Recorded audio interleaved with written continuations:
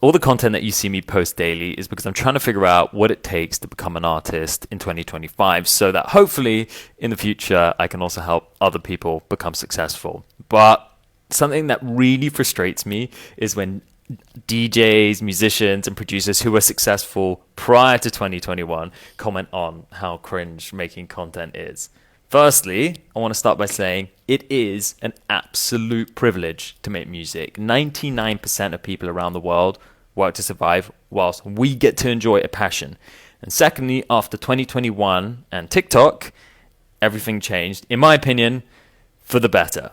We now have full creative control over our artist projects. Does this mean more work? Well, yeah, sure.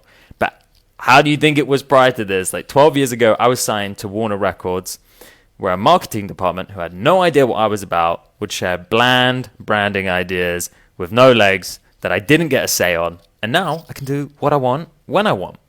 And thirdly, most musicians who were successful prior to 2021 already built their fan bases during a completely different era with labels, PR teams, traditional media, all handling their visibility. And to all the artists who are saying it's cringe making content and they don't want to do it, I get it. Sometimes it sucks, but it is the game we get to play to build what we want. You want to get paid to make a living off music, right? Then you are a business, and every business has a marketing department. That is a role we have to fulfill until we can delegate it to someone else, just the way it is.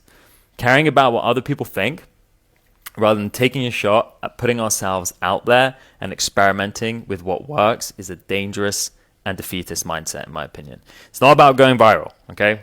It's just about doing what's authentic to us on a regular basis that we can reproduce in a sustainable way.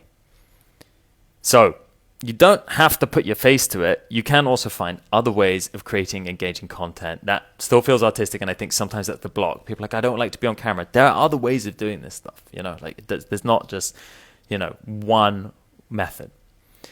We have the power to change our destiny. I really believe that.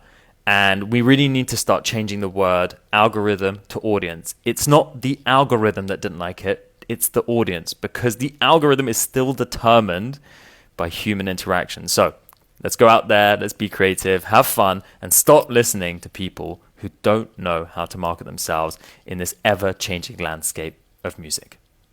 Peace.